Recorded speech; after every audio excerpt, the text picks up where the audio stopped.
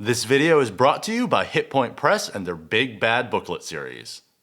Hello and welcome back to The Gallant Goblin. Today we have the very first set of unpainted Magic the Gathering miniatures from WizKids, which released December 2020 as part of Wave 13, which is out now. Many thanks to WizKids and VMuse, the crafting muse, for sending them to us to review with you. Like the other unpainted minis, these have different price points. Your medium-sized minis come in packs with an MSRP of $4.99. These are US dollars. The Obzedat Ghost Council, which is a pack of 5 medium figures, has a price of $8.99. And our huge and gargantuan minis are $14.99 each. Let's take a closer look. Let's start with our heavy hitters, which are Ravnican Guildmasters, notably missing from 2018's Guildmaster's Guide to Ravnica booster set. This is Esperia, leader of the rigidly lawful Azoria Senate Guild. She's a gargantuan sphinx with an impressive pose and wingspan. The booster set had a large Sphinx of Judgment that you likely would have used as a stand-in for her, but this figure finally does her justice, pun fully intended. Next is Rakdos, the hedonistic demon who heads the appropriately named Cult of Rakdos Guild. He is a huge creature and can deal quite a bit of damage with that massive scythe he's wielding, which hits with fire damage in addition to slashing. Rakdos is a traditional looking demon who could also be used as a Balor, with weapon adjustments of course. Borborygmos is a Cyclops who is the de facto leader of the Gruul clans, though their anarchic way of life means that he doesn't actually hold the title of Guildmaster, despite essentially being such. He's another huge figure with incredible detail, from the fur and straps he's wearing to the possibly Loxodon skull on his shoulder pad. And this figure could also be used as a regular Cyclops, with the horns explained away as a hat. Here's a fun set that comes with 5 transparent sculpts with unique base shapes to slot into a specific position on a huge-sized circular cobblestone base. That allows you to use them individually or as a group for a big showdown. The Obzedat Ghost Council rules the Orzhov Syndicate Guild, which is a mix of church and bank. There are 5 named members of the council in Guildmaster's Guide to Ravnica with unique stat block abilities for each, though the council may have more unnamed members. Based on the art that exists around these ghosts, the central figure is likely Karlov, who is the main council member in Magic lore. There is no art of the other named ghosts from the book Guildmaster's Guide to Ravnica, so you can assign names to figures as you please. We got the set several months ago, and after unpacking it from our move to do this review, I did notice that the base has warped since we first got it. That also makes getting the ghosts to stick on their respective spots a little bit harder, but the warping of the base can probably be fixed with just a bit of heat and applied pressure. Aurelia is an angel and guildmaster of the militaristic Boros Legion Guild. All the angels on Ravnica are clones, so this figure could also be used for a Firemane or Battle Force angel. Looking beyond Ravnica, there's actually not many female angel minis for 5th edition D&D at all, so this figure would also work in that capacity, or even as a player character such as an Aasimar if you're willing to play a little loose with the appearance of the wings. Now we move into the minis that aren't strictly tied to Ravnica. You can always use more goblins, right? From these sculpts, it looks like magic goblins will have longer and pointier faces as opposed to the blunter and rounder faces of D&D goblins and the wide heads of Pathfinder and Starfinder. However, as small creatures on your table, you should be able to mix and match these figures with at least the D&D goblins just fine. In a rather big surprise to us, the remainder of these minis are named for and based on art for cards that appeared in the Zendikar setting, which isn't one that has a D&D sourcebook at this time. In this case, vampires also exist in Ravnica, typically associated with the Orzhov or Dimir guilds, so the figures can be reused there. But maybe these minis are a hint at more Magic setting conversions. Zendikar is a plane filled with ruins and danger, with comparisons often drawn to the Indiana Jones movies, which seems like a good fit for D&D. The Core are a nomadic race hailing from Zendikar who look like humans, with the main difference being that their skin is pale and tinged white, gray, or blue. Most Core must master the use of ropes and hooks to hunt and traverse Zendikar's wild terrain, hence the Hookmaster. Meanwhile, Core Stoneforgers are artificers with the ability to transform stone into weapons, and in the ancient past they used their power to build floating stone citadels and hadrons, which have since fallen to ruin.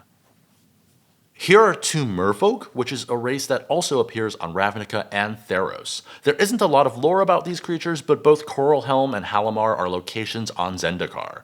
Halimar is an inland sea constructed when an ancient wall was built to close in an area surrounded by 3 cliffs, and it's a heavily trafficked maritime route that requires protection.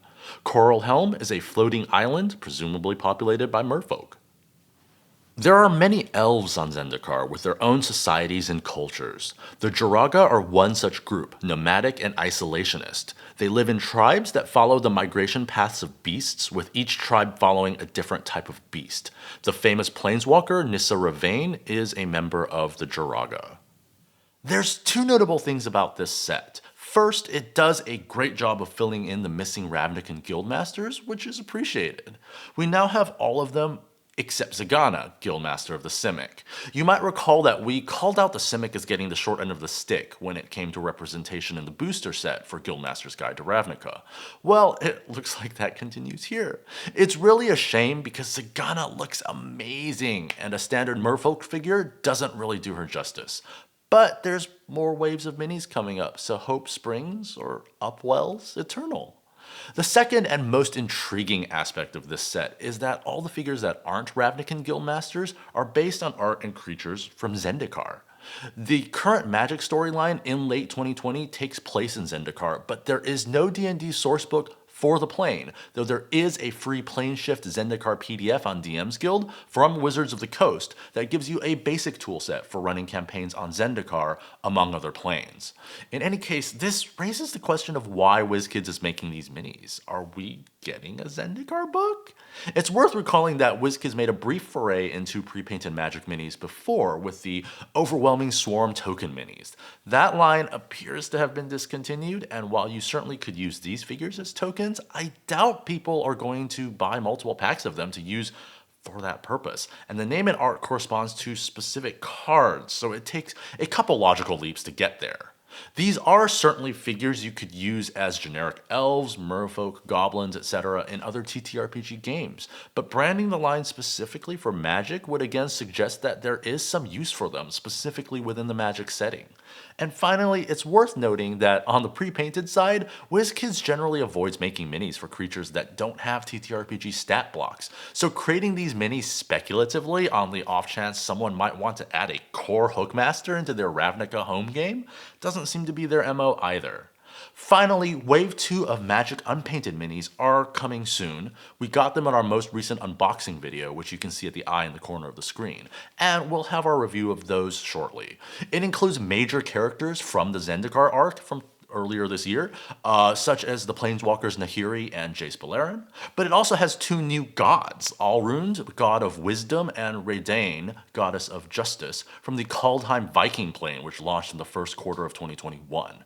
This suggests we may be getting minis to accompany every major Magic release, regardless whether there's an associated D&D book. So what do you think? I'd love to hear your guesses in the comment section below on what you think might be the intended use for these Magic Unpainted minis.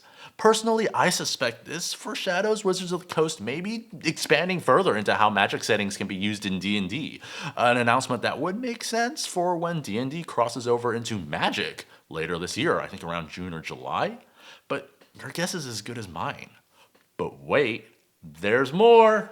WizKids released 4 Magic plushies called Funnies with a PH. Just look at these. Let me just say though that these are, okay. Well, these are way higher quality and more detailed than I assumed when I saw the press release. I'm not very crafty, but VMuse over at WizKids discussed the quality of their assembly and stitching on a stream on the WizKids YouTube channel, and you can find a link to that video if you want to learn more. Suffice it to say, these are really nice stuffed figures, quite soft, and likely to hold up well over time. We'll plop them on our turntable and go over each of the 4 characters who are all Planeswalkers. Let's start with our villain, the dragon Nicol Bolas. He's been a recurring big bad for a while. Made fun of for being small when he was born, he has since made it his life's mission to be the biggest, baddest dragon ever, with his most recent attempt being a plot to ascend to godhood, which culminated in him invading Ravnica with a horde of zombies. Fun fact, this plush would fit on the same base as the Chartland dragon, so you could actually use him as an ancient dragon mini in your campaigns. Garruk Wildspeaker was the iconic green mana planeswalker for a long time, a bestial hunter in tune with all of nature, including the unsavory parts. However, he got cursed by Liliana, a necromancer, turned evil, and went on a murder spree hunting other planeswalkers, before making his triumphant return and becoming uncursed in the recent fairy tale themed Throne of Eldraine Magic set in 2020. Chandra Nalaar is the current iconic red mana planeswalker. She can conjure flames and has a personality to match her fiery ability. She seeks to do good and help people on every plane she comes across, but she has a lot of insecurities about being clumsy and impetuous. She appears in all sorts of magic fiction, from comic books to web short stories to novels, and WizKids has produced a life-sized statue of her, so she may be welcoming you into your local game stores. Finally, we have Ajani Goldmane, who has been an iconic white mana planeswalker on and off throughout the modern Magic era. He is a Leonin, which D&D players may recognize as a lion-like race introduced in Mythic Odysseys of Theros, though he doesn't come from Theros. He embodies the ideals of white mana, which is similar in many ways to a D&D paladin. These plushies have some nice details on them too. Other than the armbands and parts of Chandra's armor, a lot of the clothing is actually separate pieces of cloth and not just colors printed on the plush. Ajani, in addition to having a soft mane with a headpiece hidden in the back, he also has a little cape behind him. Chandra's goggles are a separate piece as well, though not removable, and Garruk has a little axe attached to his hand. And Nicol Bolas has a chest plate, and Chandra's even got the tubing from her armor running along her back, though that is not 3D. And all the gold pieces have a different, slightly rougher and slicker texture to represent plated armor. Now, I do say I'm still not entirely sold on the idea of planeswalkers being plushies. When I think about plushies, I usually think stuffed animals and you'd expect something cute, but maybe not intelligent. That said, these have definitely grown on me. I rather like their styling, and I'm assuming if they continue this line, we're likely to work our way through the most iconic planeswalkers first, since these four are all high-profile characters. We'll probably get Jason Liliana, and I have to admit that I'm super curious to see Liliana as her chain veil could look pretty cool. That would at least give us one of each of the primary mana colors. We might get Ugin, who is Nicol Bolas' brother and represents colorless mana. And as Nissa kinda took over Garruk's spot as the iconic green, I think it makes sense to get her too. And I also wouldn't say no to Gideon and Elspeth. But of course, saving my best suggestion for last, I have to say the most obvious choice for our next Magic plush would be Fiddlethip. Many thanks again to WizKids for sending us these minis and funnies to share with you. They are all in stores now, so you can go to your friendly local game store of choice or online retailer if you don't have a store near you, and grab whichever ones of these look good to you. We also want to thank our sponsor, Hit Point Press, and their Big Bad Booklet series. The Big Bad Booklet is a monthly zine about boss monsters for D&D 5th edition. You can get them as PDFs on Hit Point Press's web store, but if you want the physical booklet, you'll want to back their Patreon at the appropriate tier to get the new big bad each month.